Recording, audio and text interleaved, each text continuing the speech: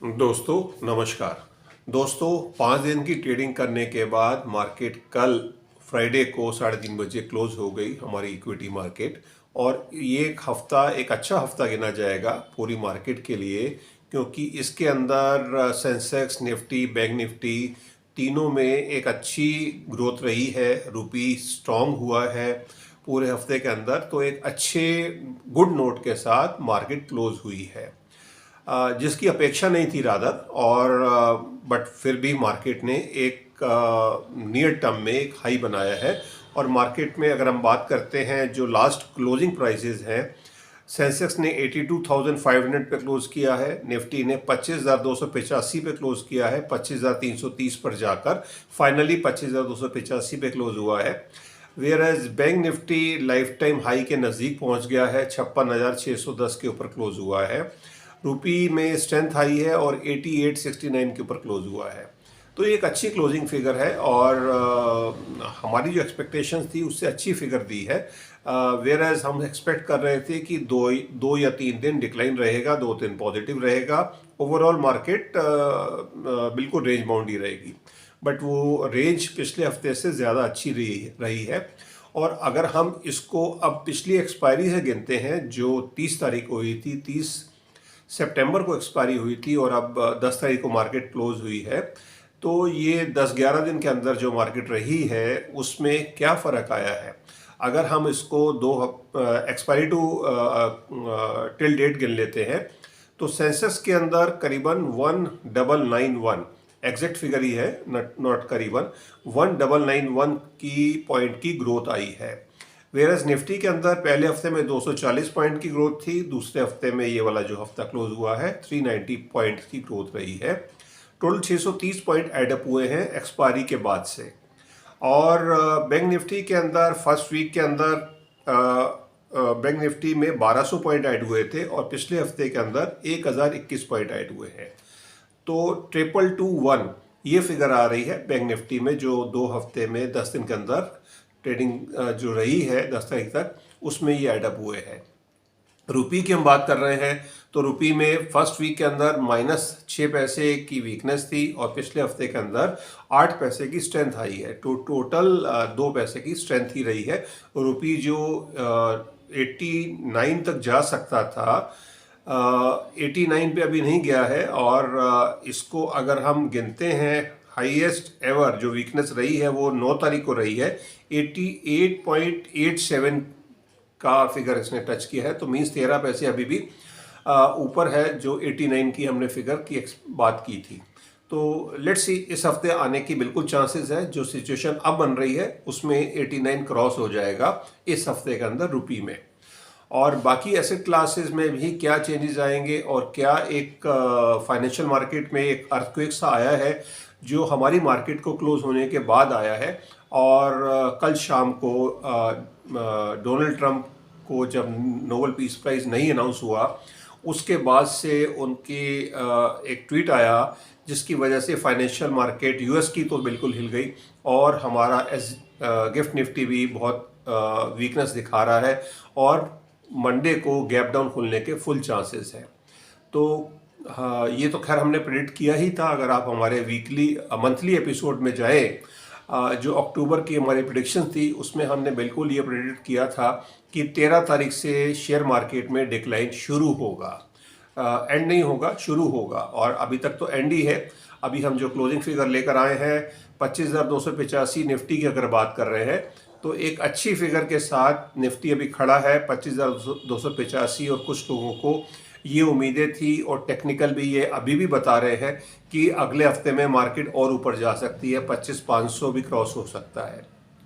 But where as हमने अपने episode में, जिसका लिंक आपको डिस्क्रिप्शन में मिल जाएगा, हमने 21 सितंबर को ही शूट करके आपको बता दिया था कि 13 तारीख के बाद अक्टूबर में डिक्लाइन शुरू होगा और एक अच्छा तगड़ा डिक्लाइन आएगा। उसकी वजह कुछ भी हो, और वो वजह अब हमारे सामने आ गई है।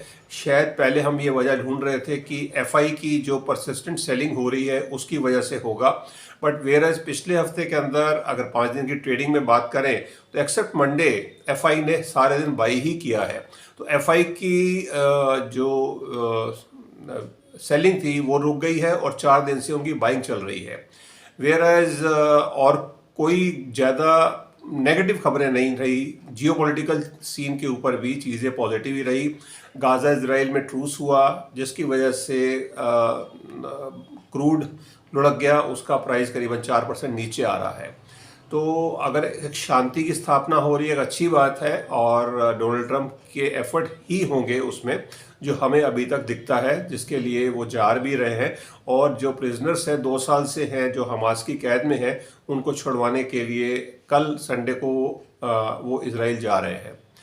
तो ये सब बातें हैं। और बट अब अगला हफ्ता किस तरह से फैन आउट होगा और जो हमारी प्रिडिक्शंस थी उसको लिंकेज करते हुए ही हम सारी बातें करेंगे।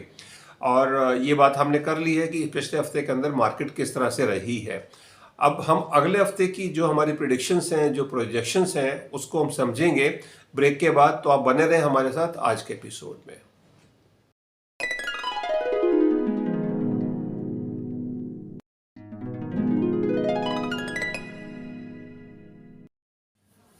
दोस्तों, अगले हफ्ते के 5 दिन ट्रेडिंग में किस तरह से रहने वाले हैं, क्योंकि उसमें वोलेटिलिटी बहुत ज़्यादा रहने वाली है, जिसको अभी हम आपके सामने डिस्क्राइब करेंगे। उससे पहले हम ग्रह स्थितियों को समझ लेते हैं।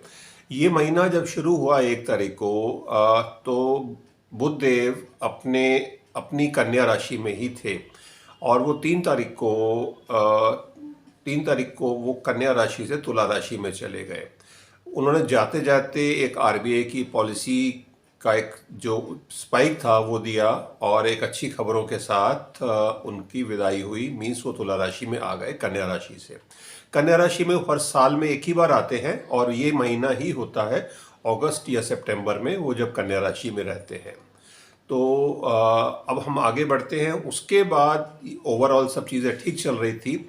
9 तारीख को एक ग्रहीय परिवर्तन और होता है। जो शुक्रदेव हैं, जो सिंह राशि में थे केतु के साथ, वहाँ सम पर थे, सब ठीक था। केतु के साथ थे तक उतने अच्छे नहीं थे जितने अच्छे उससे पहले कर्क में थे, बट फिर भी इट वाज ओके पोजीशनिंग। और बट वो 9 तारीख को दोपहर को सुबह 11 बजे वो कन्या राशि में आ गए हैं। कन्या राशि वैसे तो उनके मित्र की राशि है बुधदेव की, बट कन्या राशि में वो डेबिलिटेटेड होते हैं। हर ग्रह कहीं ना कहीं डेबिलिटेटेड होता है, नीच का गिना जाता है। बुध देव मीन राशि में नीच के गिने जाते हैं। तो जब वो मीन राशि में जाते हैं तो एक अच्छी उठक पटक नीचे की फिगर देते हैं, जो हमने अप्रैल के महीने में देखी थी जब इस साल का 2025 का लो लगा था। 7 अप्रैल की बात हो रही है। तो उस टाइम बुधदेव नीच राशि में थे। तो खैर अभी हम शुक्रदेव की बात कर रहे हैं जो 9 तारीख को चेंज हुए और उनके कन्या राशि में जाते ही उसी दिन शाम को कमोडिटी मार्केट में एक हलचल हुई, जिसकी वजह से एक short term near term decline आया। बड़ा शार्प कट था जिसकी वजह से कमोडिटी मार्केट थोड़ी हिल गई, गोल्ड में भी और सिल्वर में भी, क्योंकि दोनों नियर टर्म एक लैंडमार्क टारगेट के साथ थे। गोल्ड $4,000 के साथ था कॉमेक्स पे। हमारी मार्केट में 1,23,000 की फिगर के आसपास था। वेयर सिल्वर जो यहाँ पर 150 का लेवल क्रॉस कर रही थी और कॉमेक्स के ऊपर $50 के आसपास थी, जो पिछले 100 साल के अंदर थर्ड अटेम्प्ट था सिल्वर का। तो वो नर्वस 90s में जैसे होता है कोई भी बैट्समैन, वही कुछ पोजीशन थी गोल्ड सिल्वर के साथ। तो खैर उसकी बात हम कमोडिटी एपिसोड में करेंगे। तो वो उसका इफेक्ट सिल्वर और गोल्ड पे बिल्कुल आया, बिकॉज जब प्लेनेट जो उस चीज़ के कारक हों और वो डिस्टर्ब हो जाएं या वो वीक हो जाए तो उसका इफेक्ट बिल्कुल आता है। तो वो इफेक्ट हमने कमोडिटी मार्केट में 9 तारीख को आते हुए देखा। और हमने अपने ग्रुप में ये ऑलरेडी बता दिया था कि वर्ल्ड का कंफर्ट लेवल अब डिस्टर्ब होने वाला है। जब तक ये पीरियड रहेगा, जब तक देवगुरु बृहस्पति 18 तारीख को नहीं आ जाते कर्क राशि में, उच्च के नहीं हो जाते, तब तक थोड़े से ये 9 दिन बड़े टॉपसी टर्वी रहने वाले हैं बाजार के लिए। और वो चीज़ें हमने आते हुए भी देखी, इक्विटी मार्केट में भी उसका इम्पैक्ट हमने देख ही लिया। फ्राइडे की शाम को जब डोनाल्ड ट्रंप ने जो ट्वीट किया 100% टैरिफ लगा दिया चाइना के ऊपर, जिसकी वजह से यूएस मार्केट में काफ़ी बड़ा डिक्लाइन आया है। डॉ जोन्स 900 पॉइंट नीचे क्लोज हुआ, वेयर एज नैस्डैक जो है वो 800 पॉइंट नीचे क्लोज हुआ, और S&P जो क्लोज हुआ है करीबन 180 पॉइंट नीचे क्लोज हुआ है। नैस्डैक तो 4% नीचे क्लोज हुआ, S&P 2.7% क्लोज हुआ है, और ये पिछले 6 महीने की सबसे डीप डिक्लाइन है। 10 अप्रैल को इस तरह की डिक्लाइन आई थी यूएस मार्केट में, तो उस तरह की ये शार्प डिक्लाइन है। तो कहने का मतलब ये है कि जब प्लैनेट चेंज होते हैं तो वो उसका इम्पेक्ट, उसकी छाप जरूर छोड़ते हैं, और वो चीज़ हमने होते हुए भी देखी है।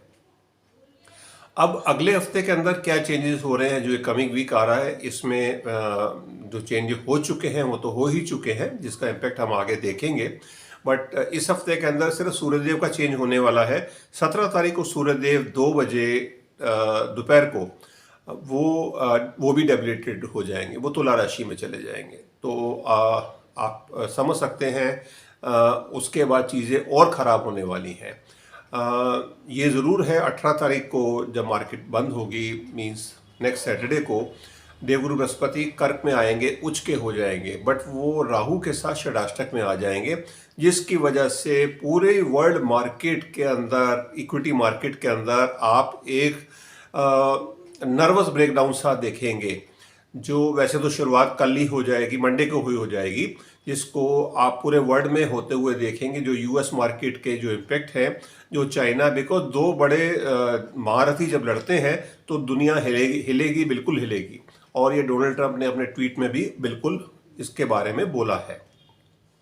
तो ये सब है, और अब हमारी मार्केट किस तरह से रिएक्ट करेगी इसको लेकर, और वो हम जो डिक्लाइन आने वाला है वो डिक्लाइन कितना बड़ा होगा।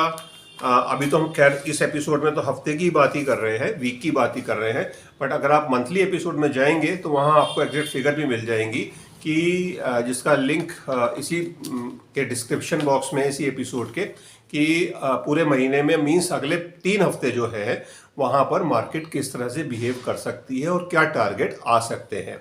बट इस हफ्ते के जो हमारे 5 दिन की ट्रेडिंग होगी वो किस तरह से बिहेव करेंगी मार्केट, उसकी बात हम कर रहे हैं अभी वाले एपिसोड में। तो मंडे को जो मार्केट खुलेगी ये तो खैर क्लियर हो गया, क्योंकि गिफ्ट निफ्टी तो ऑलरेडी 197 पॉइंट्स नीचे बता रहा है, और मेरे हिसाब से 200 से 300 पॉइंट का निफ्टी में डाउनफॉल दिख रहा है स्टार्टिंग से ही। ये ज़रूर है पूरा दिन वोलेटिलिटी रहेगी।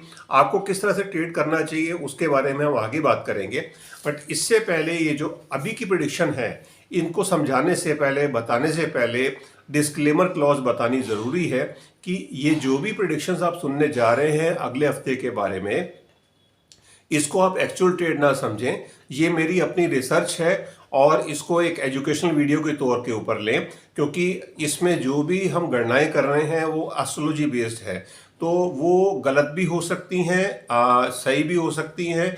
तो इसको आप एक्चुअल ट्रेड ना समझें, बिकॉज अगर इसको आप एक्चुअल ट्रेड मानेंगे तो हो सकता है आपको लॉस भी हो।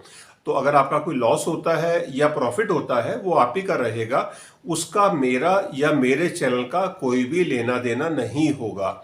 इस चीज़ को जानते हुए, समझते हुए आप अपने फाइनेंशियल एडवाइज़र की राय लेकर ही ट्रेड करें, बिकॉज मैं सेबी रजिस्टर्ड फाइनेंशियल एडवाइज़र नहीं हूं, तो इसकी क्लैरिटी आपको रखनी पड़ेगी, होनी चाहिए, तभी हम आगे बात करेंगे, और उसी हिसाब से हमारी जो प्रेडिक्शंस हैं वो हम आपके सामने प्रस्तुत कर रहे हैं। तो अब हम लेवल्स की बात करते हैं, या डेज की बात कर रहे हैं, जो डेज किस तरह से फैन आउट होंगे अगले 5 दिन। तो जो मार्केट रहेगी मंडे को जो मार्केट सुबह खुलेगी 9:15 बजे, लगन चेंज हो गया है। यहाँ पर पिछले पूरे महीने से हम देख रहे थे तुला लगन था, सॉफ्ट लगन था, बट अब एक हार्श लगन आ गया है, वृश्चिक लगन है, और वृश्चिक मंगल का लगन है, तो उग्र लगन है रादर, इसको आप ऐसा समझ सकते हैं। और इसकी वजह से चीज़ें इक्विटी मार्केट में वॉलेटिलिटी बहुत ज़्यादा दिखने वाली है हम सबको। वृश्चिक लगन रहेगा, उदय लगन 2 डिग्री के ऊपर है, मून 18 डिग्री के ऊपर है, और जेमिनी में है। जेमिनी मीन्स मिथुन राशि में है और जुपिटर के साथ है वहां पर, बिल्कुल अच्छी बात है। जुपिटर के साथ है, आर्द्रा नक्षत्र में है, ये अच्छी बात नहीं है। राहु के नक्षत्र में है तो वोलेटिलिटी इसकी वजह से भी रहेगी और वैसे भी जो ग्लोबल सीन बन रहा है फाइनेंशियल मार्केट में, उसके हिसाब से वोलेटिलिटी बिल्कुल आएगी मंडे को। तो जो हम देख रहे हैं करीबन 200 से 300 पॉइंट निफ्टी में अप रहेगा, सेंसेक्स में हो सकता है 1000 पॉइंट का भी स्विंग रहे। तो आप उसी हिसाब से ट्रेडिंग पोजीशन लें। अगर आपके हॉरोस्कोप में इंट्राडे ट्रेड है तो ही आप इंट्राडे ट्रेड करें, अदरवाइज आप बिल्कुल पोजिशनल ट्रेड में रहें, बिकॉज बहुत अच्छा नुकसान या बहुत अच्छा प्रॉफिट आपको कल के तारीख में, मंडे की तारीख में भी हो सकता है। जो सेक्टर रहेंगे मंडे को वो रहेंगे वैसे तो सारे सेक्टर ही रेड में रहेंगे जब मार्केट नीचे रहेगी, बट फिर भी कुछ हल्की फुल्की पॉजिटिवनेस हमें दिखेगी डिफेंस में, मेटल में और ऑटो में। ये 3 सेक्टर में हल्की सी हमें पॉजिटिव दिखता है, बट ओवरऑल बाकी सब सेक्टर रेड में ही दिख रहे हैं।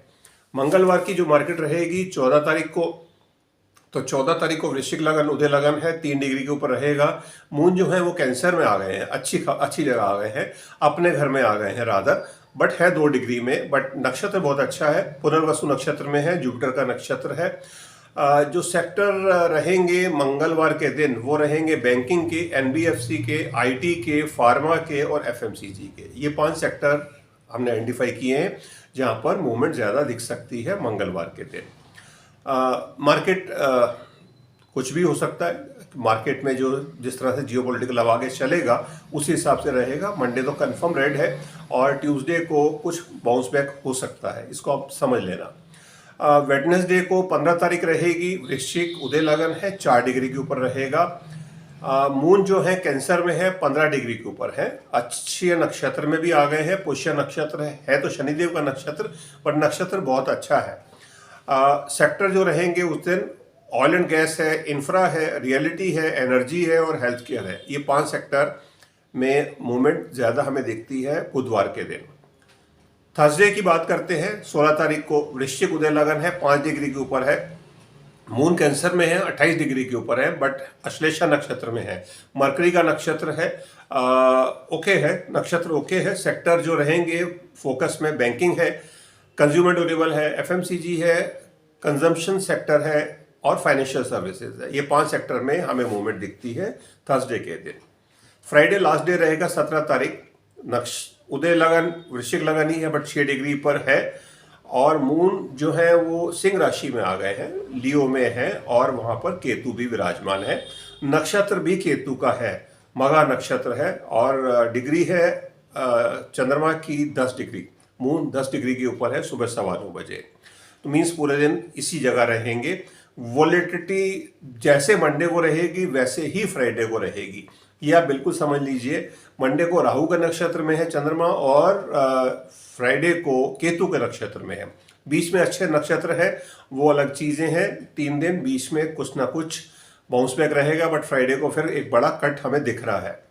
तो जो ह्यूज वॉलेटिलिटी तो है ही है। सेक्टर्स जो रहेंगे फोकस में मेटल्स है, डिफेंस है, ऑटो है, मैन्युफैक्चरिंग है और फार्मा है।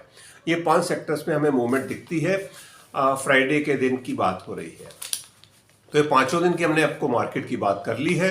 अभी हम रेंज की बात भी कर लेंगे, हमें क्या मार्केट में दिखता है, मार्केट में लेवल क्या दिखते हैं।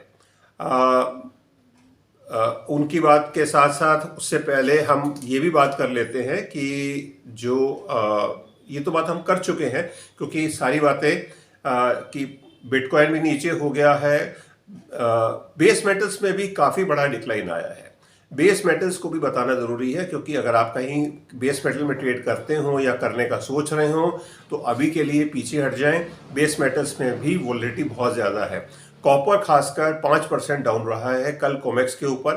तो चाइना इसका बिगेस्ट कंज्यूमर है और अब चाइना और अगर यूएसए का कुछ ट्रेड वार बढ़ती है जो हमें बिल्कुल दिखता है और हमें तो 3 महीने से दिख रहा था कि इस पीरियड में कुछ होगा और वो रीजन सामने आ गए हैं कि किसकी वजह से होगा। तो ये हमें काफ़ी बड़ा कट दिखता है बिकॉज चाइना के पास अपनी स्ट्रेंथ है और यूएसए के पास अपनी स्ट्रेंथ है। चाइना के पास जो स्ट्रेंथ है वो है रेयर अर्थ मिनरल्स की, जिसको 70% प्रोड्यूस चाइना करता है वर्ल्ड मार्केट में, और 90% उसकी जो प्रोसेसिंग है वो चाइना में होती है वर्ल्ड की। तो एक तरह से वर्ल्ड पूरा डिपेंडेंट है चाइना के ऊपर रेयर अर्थ मिनरल्स के लिए, और उसी पे वो आर्म ट्विस्टिंग कर रहा है, जिसके लिए डोनाल्ड ट्रंप ने बोल ही दिया है कि पूरा वर्ल्ड सफ़र कर सकता है, और जिसकी वजह से पूरे वर्ल्ड की मार्केट्स अगले हफ्ते गिरने वाली हैं। मंडे को तो खासकर गिरने वाली हैं, और उसके बाद आगे आगे जैसे इवेंट्स होंगी उस हिसाब से उसका इफेक्ट पड़ेगा, क्योंकि अभी तक की जो सिचुएशन बन रही है वो सिचुएशन काफ़ी आगे बढ़ चुकी है, जिसमें नो टर्न बैक वाली बात लग रही है। ना तो चाइना पीछे हटेगा, ना यूएसए पीछे हटेगा। तो और इंडिया की तो ऑलरेडी प्रॉब्लम खड़ी है, हमारी कंट्री के ऊपर 50% टैरिफ अभी भी लगा ही हुआ है। तो ये सब बातें हैं, और इसके लिए जो मार्केट हमें दिख रही है, जो रेंज हमें दिख रही है, उसकी हम बात कर लेते हैं। जो आप लोग वीकली एक्सपायरी के प्रोडक्ट लेते हैं उसके लिए आपको लेवल जानने ज़रूरी है। लेवल क्या रह सकते हैं? सेंसेक्स में हमें लेवल दिखता है, अभी लास्ट क्लोजिंग रही है 82,500 की, बट अगले हफ्ते के अंदर हमें सेंसेक्स का लेवल दिखता है, डाउन साइड दिखती है अप टू 80,000, और अपसाइड 81 तक रह सकती है। मींस जो डिक्लाइन तो बिल्कुल है, डेफिनेट डिक्लाइन है, और ऊपर से 1500 पॉइंट का तो बिल्कुल कट दिखता है। 1500 पॉइंट हो, 2000 हो या 2500 पॉइंट हो, मींस 82,500 से 80,000 तक का फिगर जा सकती है। तो मींस काफ़ी बड़ा कट सेंसेक्स में आ सकता है। निफ्टी की हम बात कर रहे हैं, 25,285 पे क्लोज हुआ है, और कल 200 से 300 पॉइंट का अगर कट लगता है तो कल ही 25,000 से नीचे की फिगर आ सकती है, मींस मंडे को। कल का मतलब मंडे। और पूरे हफ्ते के अंदर हमें फिगर दिख रही है जो 24,500 से 25,000। तो 25,000 तो डेड श्योर है, और 25,000 से नीचे ही वीकली जो क्लोज होगा उसमें 25,000 से नीचे क्लोज दिखता है, और नीचे का लास्ट लेवल दिखता है 24,500। तो जो एक्सपायरी 24,611 पे हुई थी उसको भी तोड़ते हुए मार्केट नीचे जाती दिख रही है अगले हफ्ते के अंदर। बैंक निफ्टी में भी कट दिखेगा, और बैंक निफ्टी में थोड़ा कम दिखेगा, बट एनीवे कट तो है जो हमें दिख रहा है। और रेंज हमें दिख रही है 54,500 टू 56,000, 54,500 से 56,000 के बीच में बैंक निफ्टी की क्लोजिंग हमें दिख रही है नेक्स्ट फ्राइडे तक। तो उसी हिसाब से आप पोजिशनल ट्रेड ले सकते हैं। वीकली एक्सपायरी तो बैंक निफ्टी में नहीं होती, तो बैंक निफ्टी में 28 तारीख की एक्सपायरी की आप जो प्रोडक्ट लेंगे उसको इस रेंज को ध्यान में रख के आप उस पर ट्रेड कर सकते हैं। यूएसडी डॉलर जो है हम 88.60 टू 89 मान रहे हैं। अब नीचे मतलब और स्ट्रेंथ नहीं आएगी, अगले हफ्ते में वीकनेस दिख रही है। तो 88.60 टू 89 मींस 89 डॉलर क्रॉस होने का चांसेस पूरा है अगले हफ्ते के अंदर। तो ये मार्केट रहेगी पूरे हफ्ते के अंदर, और ये सारी जो हमने बातें की हैं ये सब एस्ट्रोलॉजिकल स्टार्स के हिसाब से है, जो टारगेट्स हमने निकाले हैं। तो इसको आप टेक्निकल से, फंडामेंटल से आप समझ लीजिए, और अपने फाइनेंशियल एडवाइजर की राय लेकर ही आप ट्रेड करें। बिकॉज जो वॉलेटिलिटी ज़्यादा रहेगी तो उसमें आपको लॉसेस भी ह्यूज हो सकते हैं और प्रॉफिट भी ह्यूज हो सकता है।